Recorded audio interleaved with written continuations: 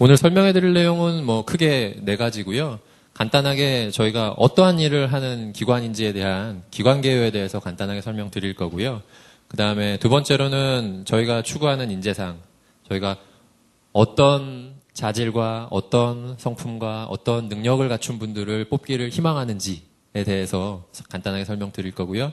세 번째로는 이제 저희가 2010년도 신입 직원 채용은 올해 11월 말까지 해가지고 막 끝낸 상태입니다. 그래서 올해 선발된 신입 직원분들이 지금 그 실무 연수를 받고 있는 과정에 있고요.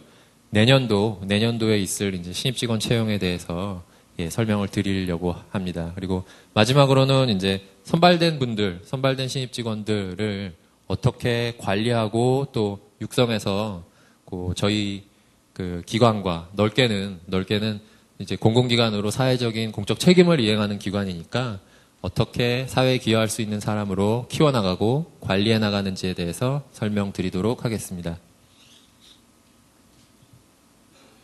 먼저 기관 개요부터 설명드리겠습니다. 저희가 다른 공공부문에서 금융 업무를 맡고 있는 많은 공공기관들이 있는데요. 저희가 담당하는 업무는 이제 무역보험이라는 국가에서 공적으로 운영하는 공적 지원 보험제도를 운영하는 기관이고요. 여러분들 예금보험공사 비슷한 업무를 하는 기관으로서 예금보험공사 예를 들어드리면 조금 이해하시기 쉬울 것 같아요. 그래서 저희 예금 통장 열어보시면은 예금자 보험제도에 대해서 이제 설명되어 있잖아요. 그래서 예금금융기관에 예금자가 예금을 했다가 금융기관이 파산하거나 금융기관에 문제가 생겼을 때 예금에서 발생하는 손실을 정부가 대지급하고 금융기관을 정상화하는 과정을 거치게 되는데요. 그런 공적보험제도가 예금보험제도라면은 무역보험제도라는 거는 국내에서 굉장히 많은 기업들이 대외교역, 그러니까 수입을 포함한 수출 거래를 통해서 이제 기업 활동을 영위하고 있고요. 또 대외교역 거래라는 게 수출이나 수입 거래 외에도 이제는 해외 투자, 현지 생산을 위한 해외 투자, 또 이제 저희가 전략적으로 확보해야 되는 대외의 자원들, 석유라든지 석탄이라든지 우라늄이라든지 니켈이라든지 구리라든지 요즘 주목받고 있는 자원 종류가 굉장히 많거든요. 그래서 해외 투자라든지 자원 확보를 위해서 국내에서 자본의 유출입이 일어나는 거래에 대해서 보험제도를 운영하는 겁니다. 쉽게 말씀드리면은 수출해서 삼성전자가 수출해서 미국에서 돈을 떼었다라고 하면은 무역보험공사에서 돈 물어주고 예금보험공사가 예금보험기관을 정상화시키듯이 저희는 수입자를 정상화해서 국고로 지원된 보험금을 다시 회수하는 절차, 정상화시키는 절차, 관리하는 절차, 요거를 담당합니다. 그래서 대한민국이 무역거래를 하고 해외 투자거래를 하다가 발생하는 손실이 있을 경우에 그 부분을 대지급하고 메이크업해주고 저희가 대지급한 금액은 국가의 예산으로 나간 비용이기 때문에 그거를 최선을 다해서 사후 관리하고 채권을 대신 회수하는 업무 이런 거를 한다고 보시면 됩니다. 그래서 수출보험제도하고 수입보험제도로 크게 나눌 수 있고요. 수출보험제도는 저희 프레젠테이션 자료에 나오듯이 크게 또 두 가지로 나눌 수 있습니다. 첫 번째는 수입자의 신용 위험으로 인해서 발생하는 문제들이 있거든요. 수입자가 파산하면은 수출자한테 대금 줄 수 없겠죠. 그래서 이제 그런 경우에 보험사고가 발생하는데 그러한 수입자의 신용 위험으로부터 발생하는 손실을 메이크업 해주는 거. 그게 이제 대표적인 거고요. 그 외에도 수입자에는 문제가 없는데 수입국에 문제가 생길 수 있습니다. 여러분들 이제 신문기사나 이런 것들 가끔씩 보시다 보면은 흘려버리면서 보시기 쉽지만은 이란에 문제가 생겼다. 혹은 중동에 어떤 나라에 문제가 생겼다. 남미의 어떤 나라가 지금 환염이 발생해서 외환 통제가 시작됐다라는 기사들 보실 수 있을 거예요. 근데 그런 부분들에 다 무역보험공사가 관여하고 있다라고 생각하시면 될 것 같습니다. 그래서 저희가 일반 소비재를 취급하는 금융기관이 아니기 때문에 흔히 이제 너무나 생활 가까이에 접하고 있는 전력이라든지 가스라든지 수도라든지 이런 SOC나 유틸리티를 다루는 공공기관에 비해서는 일반 소비자나 혹은 채용 과정을 프로세스를 따라가고 싶으신 구직자분들한테는 조금 덜 친숙한 기관일 수 있는데 대부분 기업과 관계된 일들, 저희 클라이언트들의 대부분이 기업 고객이기 때문에 아무래도 그런 부분들을 조금 생소하실 수 있을 것 같고요. 수입보험제도 보면은 이제 저희가 원래는 그 사명이 올해 7월 7일까지는 수출보험공사였습니다. 그래서 아마 무역보험공사라는 이름보다는 수출보험공사라는 이름이 친숙하신 분들이 더 훨씬 많으실 텐데요. 이번에 이제 수출 외에도 수입과 관련된 부분도 저희 사업 영역으로 편입이 되면서 그 수출보험공사가 무역보험공사로 올해 7월 7일 날 이제 사명을 바꾸고 이제 새로 출범하게 된 거고요. 저희 기관은 원래는 그 1992년에 수출입은행하고 같이 있었습니다. 그래서 수출입은행이 은행과 보험, 보증 부문을 통할해서 같이 그 업무를 했었고요. 1992년도에 이제 그 뱅킹을 담당하는 은행 쪽하고 보증과 보험 업무를 담당하는 저희 기관하고 분리돼서 그 별개의 독립기관으로 운영되기 시작해서 1992년부터 이제 2010년이니까요. 18년, 19년 정도 이제 기간 역사가 됐고요.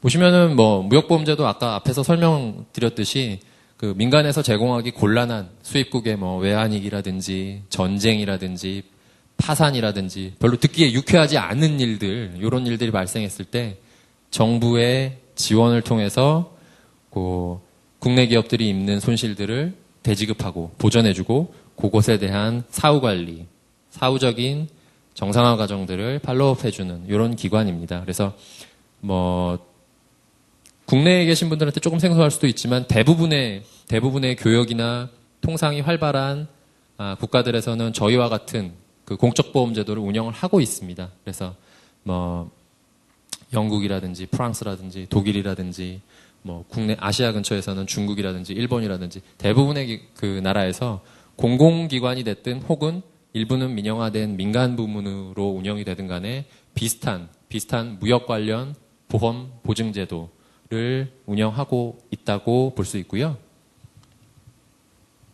뭐 연역 부분인데 사실은 이런 부분들은 그 구직이나 채용과 관련된 그 인포메이션을 원하시는 분들한테 재미있는 부분이거나 덜 유용한 부분일 수 있기 때문에 간단하게만 그냥 스킵해서 봐주시면 될 것 같고요. 이제 저희 조직은 그 본사는 광화문에 있고요. 본사 광화문 우체국 옆에 있습니다. 그래서 교보빌딩 맞은편에 있고요. 국내 지사는 국내에 13곳 있고요. 해외에는 13개 해외지사하고 주재원이 나가 있습니다. 그래서 해외에서 나가 계신 분들은 대부분 해외 현지에서 발생하는 사고에 대한 조사, 또 해외 수입자나 해외 수입 국가들에 대한 신용조사, 또 법률 검토, 계약 검토, 현지 실사, 뭐 이러한 일들을 담당하시고요. 그래서 국내 지사 네트워크가 꽤 많고 대외 교역이나 무역과 관련된 업무를 하기 때문에 국제적인 교류도 꽤 많은 공공기관 중에 하나입니다. 사업 현황 부분은 그냥 간단하게만 말씀드릴게요. 저희가 92년도에 보험제도 시작할 때는 인수실적이 뭐 불과 한 1, 2조 원 정도, 뭐 요 정도였는데요. 그 2009년 기준으로 했을 때는 100조 원을 훌쩍 넘었어요. 그래서 뭐 150조 원, 160조 원을 바라보고 있고요. 내년도에는 한 180조 원에서 190조 원 정도 달성할 수 있지 않을까 하고 생각을 하고 있습니다. 그래서 전체 대한민국에서 수출하는 물량의 한 20%에서 25% 정도는 무역보험을 이용을 하고 있어요. 그래서 뭐 이제 저희 기관의 전체 근무하는 인원들은 400에서 500명 정도의 직원들이 근무하고 있지만 하고 있는 금융 거래의 볼륨은 상당히 큰 기관 중에 하나입니다. 그래서 1년에 저희가 보험 계약으로 인수하는 그 볼륨이 100조 원을 훌쩍 넘는 기관이거든요. 직원 수는 근데 상당히 적습니다. 그래서 저희가 늘 하는 얘기로 굉장히 적은 수의 직원으로 사실 상당히 큰 볼륨의 업무들을 하고 있거든요. 그래서 저희가 얼마 전에 인사 담당 이제 부서에서 통계를 한번 짐작을 해보니까 신입 직원이 한 명 들어왔을 때 신입 직원 한 명이 1년 동안 그 보험 계약을 체결하는 한도가 한 3천억에서 4천억 정도 되더라고요. 근데 아마 공공기관 중에 신입 직원이 처리할 수 있는 금융거래나 자기의 그 의사결정을 통해서 수천억 원의 무역 거래를, 해외 투자를 그 심사하고 여신을 제공하고 그 프로젝트를 관리할 수 있는 기관이 많지 않을 거예요. 그래서 그런 부분에 무역이나 금융이나 투자 쪽에 관심을 가지신 분들이라면은 상당히 그 자기 주도권을 가지고 또 흥미를 느끼면서 일할 수 있는 직장 중에 한 곳이라고 생각되고요. 예, 기금 이제 저희는 그 무역보험 기금이라는 정부에서 출연해주는 기금을 통해서 운영을 하고 있고 비영리로 운영되는 정책보험기관이기 때문에 사실은 2000년대 초반까지도 상당히 계속적으로 손실이 났었어요. 그래서 손실 적자가 났었고 2002년부터 2007년까지는 또 수출이나 수입의 무역 거래가 상당히 대폭적으로 증가되는 시기였었기 때문에 실적이나 외형이나 이런 부분들은 상당히 급격하게 늘었었고요.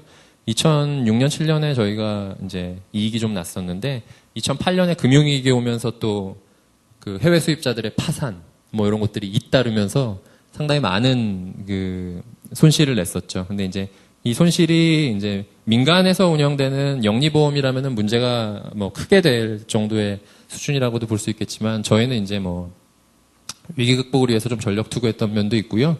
비영리로 운영되는 정책보험기관이기 때문에 저 손실이 사실은 대부분 국내에서 수출하고 해외 투자하는 국내 기업들한테 이전된 부분이라고 생각하시면 될 것 같습니다. 저희 보험 상품이 굉장히 많은데요. 사실은 해외 투자되는 해외 투자보험이라든지 해외 사업에 관한 금융보험이라든지 수출보험이라든지 이런 부분들은 사실 생소하실 거고 지금 이 자리에서 그러한 부분들을 자세하게 설명드리는 것도 좀 별로 적절하지는 않을 것 같아요. 그래서 저희 굉장히 많은 프로덕트가 있는데 그중에서 재미있을 만한 것만 딱 한 가지를 뽑아왔거든요. 그게 이제 문화수출보험입니다. 그래서 영화 국가대표를 보셨으면은 국가대표 그 스타팅 크레딧이 딱 올라갈 때 그 저희 공사 이름이 나오거든요. 그래서 그 영화도 사실은 요즘에 굉장히 많이 수출이 되고 있어요. 그래서 영화 판권 계약을 통해 가지고 영화라든지 드라마라든지 게임이라든지 이런 그 보이지 않는 그 무형의 콘텐츠들이 굉장히 많이 수출되고 있거든요. 근데 그런 부분에 대해서도 저희가 투자 손실을 보전해주는 그 무역보험을 제도를 운영을 하고 있습니다. 그래서 이제 문화수출보험이라는 이름으로 저희가 운영을 하고 있고요. 이제 최근에 지원한 작품들이 이런 것들입니다. 국가대표, 아이리스, 저희 전 직원들이 굉장히 열심히 봤던 아이리스, 그리고 성균관 스캔들, 악마를 보았다 이런 영화들 지원했고요. 이거 외에 흥행 성적이 영 신통치 않았던 영화들도 꽤 많습니다. 근데 잘된 것들만 좀 추려봤습니다. 그래서 이런 정도 있었고요. 그래서 문화수출보험 담당하는 직원들은 1년 내내 시나리오만 검토하고요. 판권 계약 잘 됐는지 검토하고 이렇게 업무합니다. 그래서 무역보험이 뭐 하는데야라고 해서 이제 아들이 딸이 입사를 했는데 너 회사 가서 뭐 하니라고 얘기하면은 정작 이런 업무를 하는 직원들도 있고요. 또 이제 저 같은 경우는 자동차 담당을 했었어요. 자동차 산업 부분을 담당했었기 때문에 한 2년 동안 저는 해외에 자동차 공장 짓는 데만 쫓아다녔었어요. 그래서 현대기아 자동차가 미국의 애틀란타 옆에 조지아에 이제 해외 공장 지을 때 쫓아다녔었고요. 또 러시아의 상트페테르스부르크에 또 최근에 공장 완공했었거든요. 거기에도 저희가 한 3,500억 원 이상 지원을 했었거든요. 그래서 그런 프로젝트도 담당했었고요. 그래서 상당히 업무 범위가 방대하고 영역도 넓어서요. 저희는 이제 순환보직을 원칙으로 해서 근무 순환을 하고 있기 때문에 입사하신 분들이 지루할 틈은 없는 그런 공공기관 중에 하나입니다. 그래서 편하고 지루한 걸 즐기시는 분이면은 괴로울 수도 있는데요. 또 이제 이런 부분들에 관심을 갖고 있고 흥미를 느끼시는 분이면은 입사 이후에는 일하기에는 상당히 재미있고 자기 주도권을 가지고 넓은 영역을 개척할 수 있는 그런 기관 중에 하나라고 자부할 수 있고요.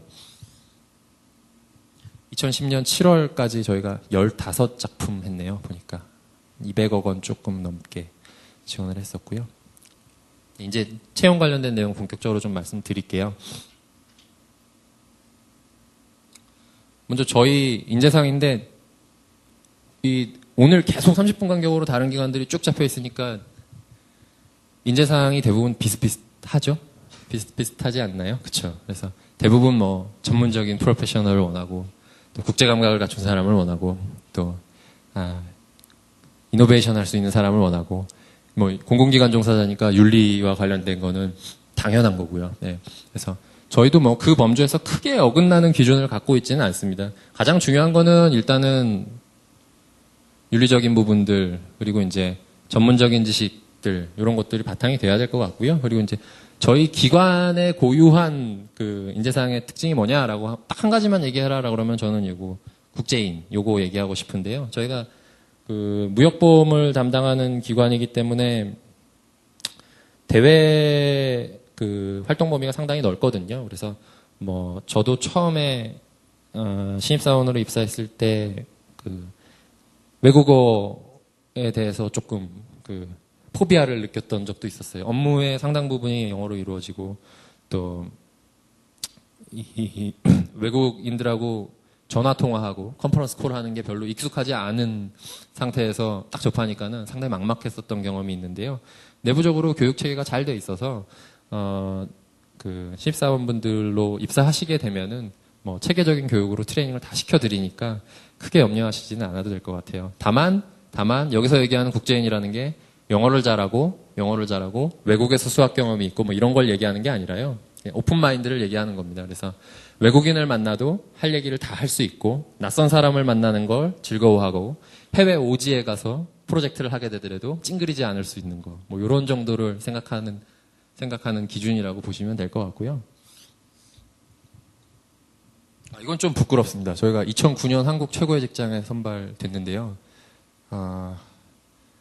뭐 이런 훌륭한 기업들이 다 받았다고 합니다. 그래서 저희가 공공기관으로서는 최초로 선정됐다고 하더라고요. 그래서 이거 한 꼭지 넣었습니다.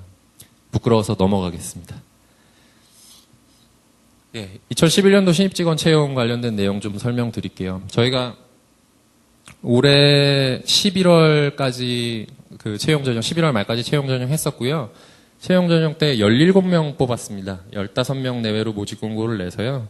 최종 17명 선발했었고 2008년도 이전에는 저희가 상하반기로 공채를 각각 나눠서 했었어요. 그래서 상반기에 20명 내외, 하반기에 20명 내외. 그래서 1년에 뭐 채용이 많을 때는 한 40명 내외 정도도 뽑았었고요. 근데 이제 절대적인 수는 큰 공공기관들이 워낙 많으니까 수는 좀 작은 편인데 저희가 지금 현재 근무하는 저희 직원 규모가 400에서 500명 내외니까 1년에 이 정도 수를 뽑는 것도 사실은 적은 수는 아니거든요. 다만 이제 2008년도하고 2009년도에는 또 저희가 그 하반기에만 한번 공채를 했었습니다. 그래서 올해도 하반기에만 한번 공채를 했었고요. 2011년도에는 지금 빠르면은 2월 중에 채용 공고 나갈 수 있고요. 그리고 이제 협의하고 있는데 세부 채용 계획을 수립하고 있는데 조금 늦어지면은 이제 올해처럼 9월 정도에 신입 직원 채용할 수도 있을 것 같습니다. 그래서 뭐 정확한 채용 시기는 확정되는 대로 저희가 연초에 뭐 저희 기관 홈페이지나 또 저희가 전문 채용 대행 포털들을 이용하고 있거든요. 그런 부분들 통해서 공지하려고 합니다. 그래서 올해도 내년 상반기에 선발하게 되더라도 총 15명에서 20명 내외 정도 선발할 계획이고요.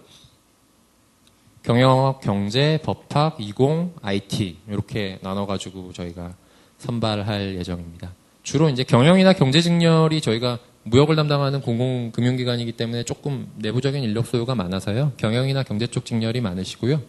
법학 전공하신 분들도 꾸준히 저희가 내부 수요가 있고요. 그리고 이제 이공 부문도 있고요. 이공 부문은 이제 저희가 해외 프로젝트 하다 보면은 경영이나 경제 전공하신 분들이 갖추지 못한 자질들이 좀 필요하더라고요. 가령 해외 발전소를 건설하는데 공학적인 지식이 없으면은 조금 한계가 있고요.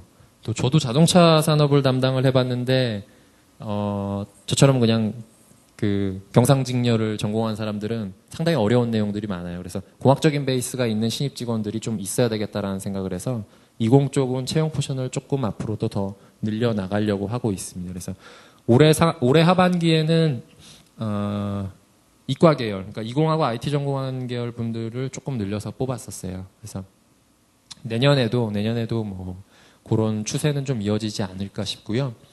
뭐 입사하신 후에 저희 담당하게 되는 주요 직무는 가장 먼저 이제 해외 수입자 조사, 예, 또 무역보험 자체를 이제 인수하는 거, 그리고 이제 무역보험 관련된 사고나 클레임이 걸렸을 때 보상하는 업무도 있고요.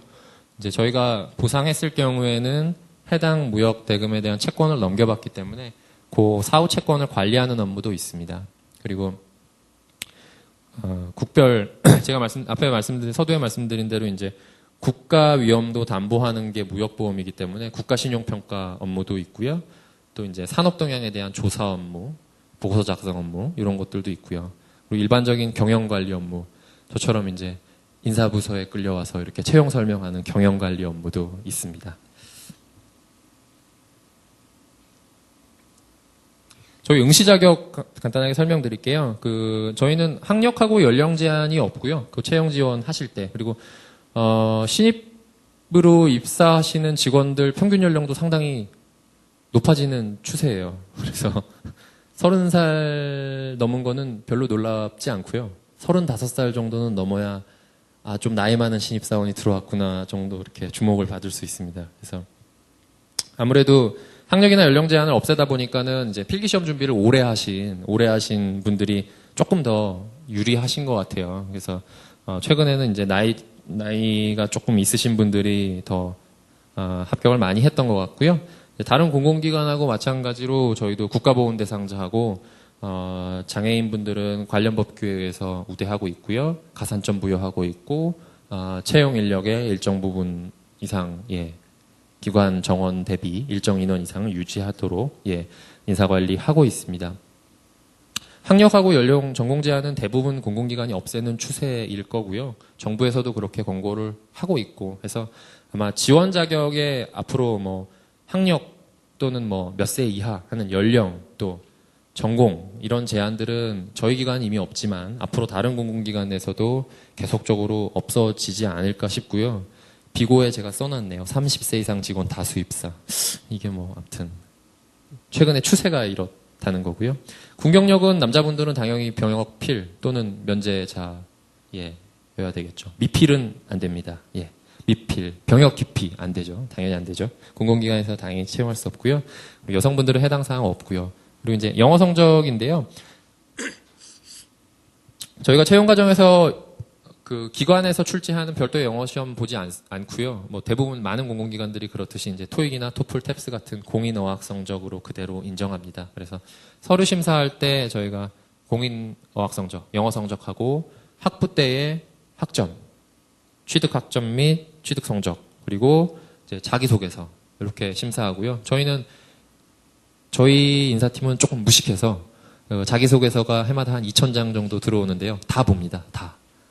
밤을 새워가며 다 봅니다. 그래서 자기소개서 서류 심사에서 가장 비중이 높은 거는 자기소개서 심사를 열심히 하는 편이고요. 관련 경력 사항들 또 무역이나 이런 통상이나 금융 쪽에 얼마나 관심을 가지고 지금까지 살아왔는지 또 어떻게 경력이나 사회활동을 쌓아왔는지에 대해서 상당히 열심히 꼼꼼하게 보는 편이고요.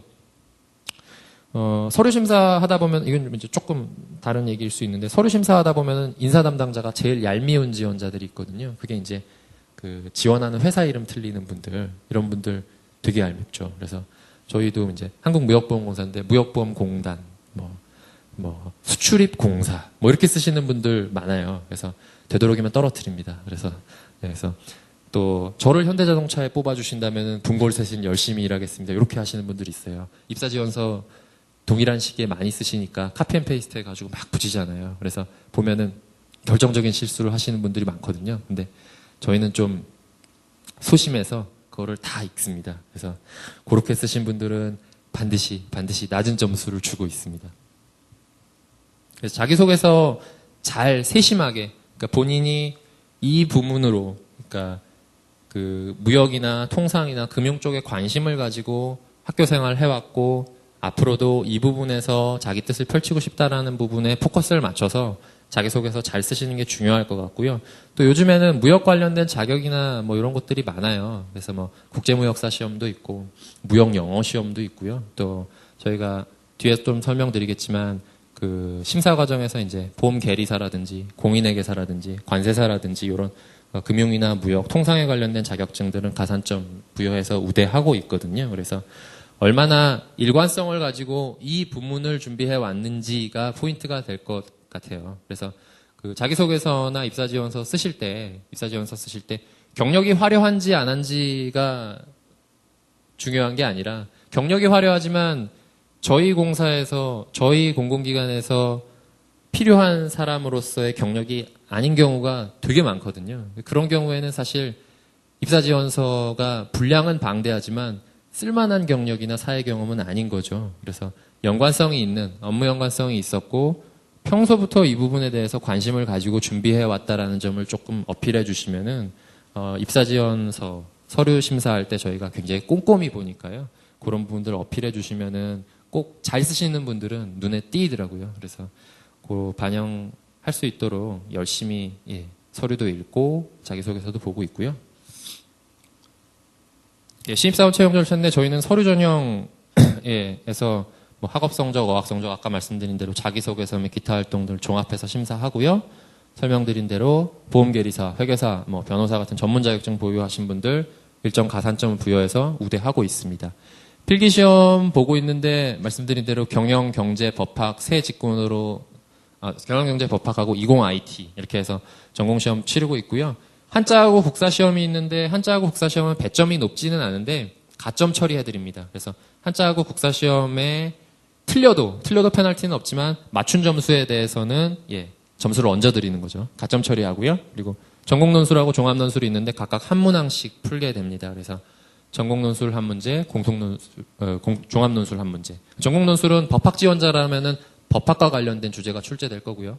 경제 전공자라면은 경제와 관련된 주제가 출제됩니다. 근데 이제 팁을 드리자면은 저희는 늘 조금 아주 전공적인 내용보다는 실무적이고 시사적인 내용을 쓰게 하도록 하는 거를 좀 포커스를 두고 있거든요. 그래서 경제 전공하시는 분들에 대해서도 금융위기 났을 때는 출구 전략에 대해서 좀 써보십시오라고 부탁을 드렸었고요.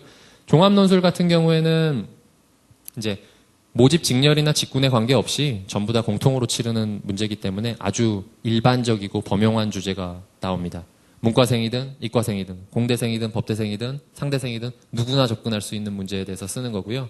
이제 서술하는 논리적인 기술 능력이나 어떤 사고하는 능력을 좀 살펴보기 위해서 하는 거고 역시 저희 직원들하고 전문 채점위원들하고 같이 합숙하면서 열심히 채점합니다. 그래서 필기전형 통과하신 분들은 실무 면접하고 야외 면접이 있고요. 야외 면접 같은 경우에는 저희는 뭐 간단한 산행하기도 했었고 실내 체육관에서 조별 활동하면서 이렇게 간단한 트레킹 하기도 했었고요. 이렇게 합니다. 그래서 실무진이 들어가기 때문에 저희 공사의 뭐 과차장급들, 과장 차장급들 이런 실무진들이 들어가서 같이 일할 동료로서 적합한 사람을 1차적으로 선발하는 그런 과정을 거치고요. 다른 기관하고 마찬가지로 최종적으로는 임원 면접을 통해서 최종 합격자 선발하고요. 그래서 실무나 실외 면접에서는 조금 기술적이고 전문적인 부분들을 다루기도 하고요. 임원 면접에서는 주로 이제 인성이나 자질이나 회사에 들어왔을 때 팀워크를 이루면서 다른 사람과 원만하게 업무 처리할 수 있는지 인성이나 자질 쪽, 품성 쪽 이런 쪽들에 대해서 많이 주안점을 둬서 보고 있고요. IT하고 이공계는 다른 부분들하고 타 전공하고 동일한데요.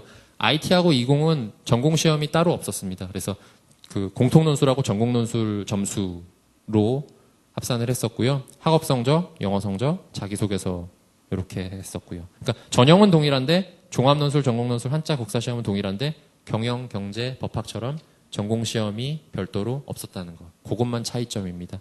그래서 다른 면접 전형이라든지 이런 것들은 동일한 방식으로 진행됐었고요. 큰 차이점은 없었습니다. 대신 이제 전공시험이 없기 때문에 실무 면접에서는 조금 기술적인 부분들도 질문을 많이 했었고요.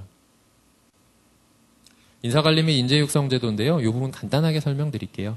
저희가 이제 직원들 보유 역량이나 업적에 따라서 승진이나 이동 인사 잘 하고 있고요.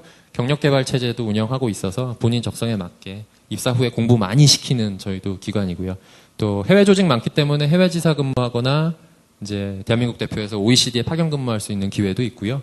또 학술 연수, MBA나 법학 석사 해외에서 취득할 수 있도록 지원하는 제도도 잘 갖춰져 있습니다. 무역기금 통해서 단기 학술 연수, 미국 샌디에고나 뭐 이런 쪽으로 나가서 공부할 수 있는 기회도 있고요. 국내에서 주간, 야간 대학원에서 연수 받으실 수 있고. 그래서 인원은 적은데 공부시키는 제도는 상당히 많은 기관 중에 하나거든요. 그래서 공부 좋아하시는 분들은 상당히 좋은 직장입니다. 예. 저처럼 공부 싫어하는 사람은 좀 괴로울 수도 있습니다. 그렇고요. 이제 급여나 복지 부분인데 요즘 많이 평준화가 됐죠. 공공기관 선진화하면서 이제 일정 부분 초임이 조금 삭감된 부분도 있고 정부 정책에 맞춰서 임금을 조금 삭감하더라도 채용 인원 자체를 늘려가지고 조금 고통 분담을 하고 어려운 시기 좀 헤쳐나가자 이런 이제 취지에 맞춰가지고 저희도 급여 부분은 다른 공공금융기관들하고 거의 비슷한 수준으로 초봉 조정이 됐습니다. 그래서 큰 차이는 없을 거고요. 뭐 그 외에 이제 생활안정 위해서 의료 지원하고 있고요. 동호회 활동, 자기 관심 분야 있는 거 지원하고 있고요. 또 개인 발전 위해서 학원비 같은 거, 학원비 많이 내주거든요. 그래서 공부 좋아하시는 분들한테 참 좋습니다. 그래서 자격증 취득하면은 축하금도 주고요. 자격증 취득하는데 들어간 돈도 대주고, 또 뭐 학원도 다닐 수 있고요.